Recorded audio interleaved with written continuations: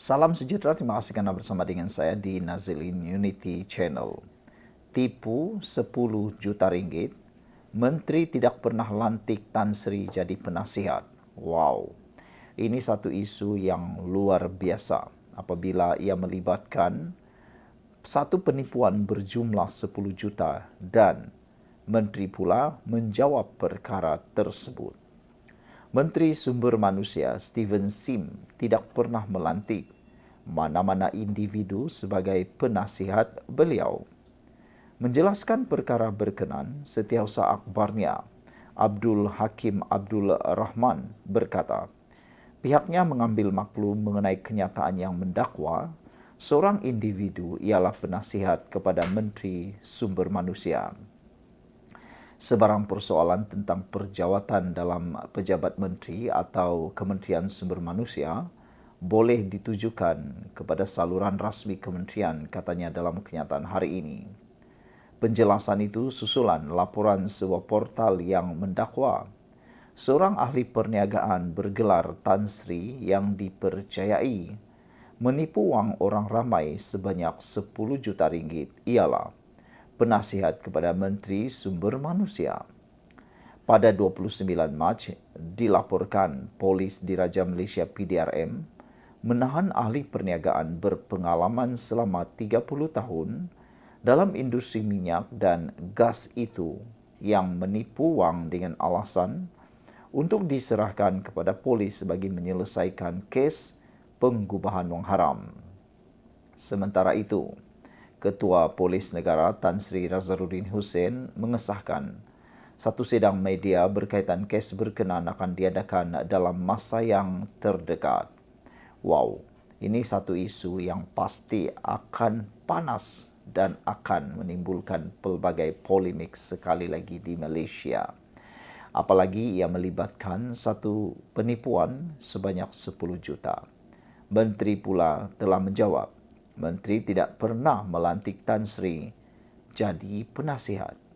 Jadi, nak dipendekkan cerita, rupa-rupanya Tan Sri yang disebut-sebut itu mungkin adalah penipu besar-besaran. Ini apabila Menteri Sumber Manusia, iaitu Steven Sim, telah tampil sendiri menafikan dakwaan tersebut. Beliau berkata, tidak pernah melantik mana-mana individu sebagai penasihat beliau. Menjelaskan perkara berkenan, Setiausaha Akhbarnya Abdul Hakim Abdul Rahman berkata, pihaknya mengambil maklum mengenai kenyataan yang mendakwa seorang individu ialah penasihat kepada Menteri Sumber Manusia. Saudara-saudara sekalian, apa pula pendapat anda semua?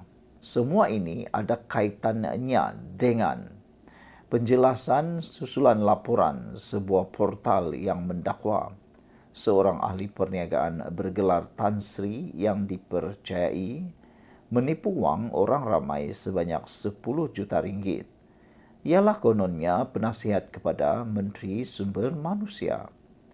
Pada 29 Mac yang lepas telah dilaporkan Polis Diraja Malaysia PDRM menahan ahli perniagaan berpengalaman selama 30 tahun dalam industri minyak dan gas itu yang menipu wang dengan alasan untuk diserahkan kepada polis bagi menyelesaikan kes penggubahan wang haram. Sekian dulu untuk kali ini. Jangan lupa tinggalkan komen anda. Salam sejahtera. Terima kasih karena bersama dengan saya di Nazilin Unity Channel. Kes Abang Belon akhirnya di BKL ceritakan perkara yang sebenarnya. Adalah tidak adil untuk kita bercakap bagi satu pihak saja. Ramai orang yang cuma mempertahankan Abang Belon semata-mata. Memang patut untuk beliau dipertahankan kerana menjadi hak beliau untuk dapat dipertahankan. Tetapi yang hebatnya banyak dan banyak juga pihak-pihak politik yang menunggang isu ini. Mereka menyatakan perkara yang mereka tak tahu 100%. Ramai orang juga yang tumpang sekaki menunggang isu ini. Walhal mereka berada di negeri yang lain, tidak berada pun di Kuala Lumpur ketika kejadian itu. Jadi, nak tahu cerita sebenar perlu diketahui dari kedua-dua pihak. Kalau di pihak sebelah telah tular video berkait dengan Abang Belon ditibai, kononnya ditibai. Tapi rupa-rupanya ini penjelasan sebenar secara sah daripada Dewan Bandaraya Kuala Lumpur. Berikut adalah kenyataan media Dewan Bandaraya Kuala Lumpur tindakan ke atas penjajah tanpa lesen di Jalan Tuanku Abdul Rahman. Dewan Bandaraya Kuala Lumpur mengambil maklum mengenai penularan sebuah video melibatkan insiden membabitkan tindakan penguatkuasaan ke atas penjajah belon tanpa lesen di kawasan Jalan Tuanku Abdul Rahman pada 28 Mac sekitar jam 11.50 malam. DBKL ingin menjelaskan situasi sebenar berhubung perkara ini.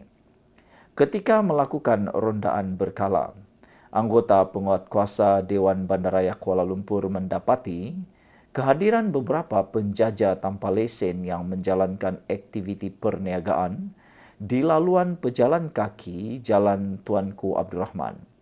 Kehadiran mereka telah menghalang pergerakan orang ramai dan menyebabkan kesesakan, terutamanya ketika musim persiapan sambutan Aidilfitri yang menyaksikan kehadiran pengunjung yang terlalu ramai. Seperti amalan biasa, Dewan Bandaraya Kuala Lumpur akan memberikan teguran terlebih dahulu sebelum sebarang tindakan penguatkuasaan diambil. Penjajah tanpa lesen lain telah memberikan kerjasama dan beredar dari kawasan tersebut. Namun begitu, seorang penjajah belon enggan mematuhi arahan dan terus berniaga seperti biasa, walaupun sudah diberi teguran sebanyak 2 kali. Ketika teguran ketiga diberikan, penjajah belon tersebut bertindak agresif dan berlaku sentuhan fizikal apabila beliau menolak petugas penguatkuasa yang sedang menjalankan tugas. Bagi mengelakkan keadaan menjadi lebih tegang dan menghalang kemungkinan insiden yang lebih serius, anggota penguatkuasa berpakaian preman bertindak pantas untuk menenangkan dan memisahkan penjajah terbabit daripada terus mengasari petugas penguatkuasa. Situasi menjadi tegang apabila beberapa penjajah lain cuba campur tangan, namun keadaan berjaya dikawal dan ditenangkan tidak lama kemudian. Tiada kecederaan dilaporkan dalam kejadian ini. Tindakan tegas akan diambil terhadap mana-mana pihak yang menjalankan perniagaan tanpa lesen sah serta mengganggu ketentraman awam. Kawasan Jalan Tuanku Abdul Rahman merupakan lokasi tumpuan ramai. Lebih-lebih lagi untuk membuat persiapan akhir menyambut Syawal dan DBKL bertanggung jawab memastikan keselamatan, kelancaran pergerakan orang awam serta pematuhan terhadap peraturan yang ditetapkan. Walau bagaimanapun, DBKL akan menjalankan siasatan lanjut dan mengambil keterangan daripada semua anggota penguatkuasa yang terlibat dalam insiden tersebut. Sekiranya perlu, DBKL juga akan meneliti penambahbaikan prosedur operasi standard SOP dalam tindakan penguatkuasaan bagi memastikan sebarang perkara yang tidak diingini dapat dielak dari berlaku. 1. Laporan polis telah dibuat oleh penguatkuasa yang terlibat dalam kejadian ini. DBKL ingin menegaskan bahawa tindakan penguatkuasaan ini dilaksanakan tanpa mengambil kira sebarang latar belakang kaum. Penguatkuasaan adalah berdasarkan peraturan yang telah ditetapkan dan tidak mempunyai sebarang motif perkauman. Sehubungan dengan itu, DBKL memohon kerjasama semua pihak untuk menghentikan hebahan sentimen serta spekulasi negatif dan tidak bertanggung jawab yang boleh mengeruhkan keadaan selain turut menyeru agar peraturan yang ditetapkan dipatuhi. DBKL akan berusaha untuk terus memastikan keharmonian dan keselamatan awam sentiasa terpelihara menurut laporan di dalam kenyataan media rasmi ini. disampaikan oleh Unit Media, Jabatan Perancangan Korporat Dewan Bandaraya Kuala Lumpur, 29 Mac tahun 2025. Sekian dulu untuk kali ini. Jangan lupa tinggalkan komen Anda, tekan butang subscribe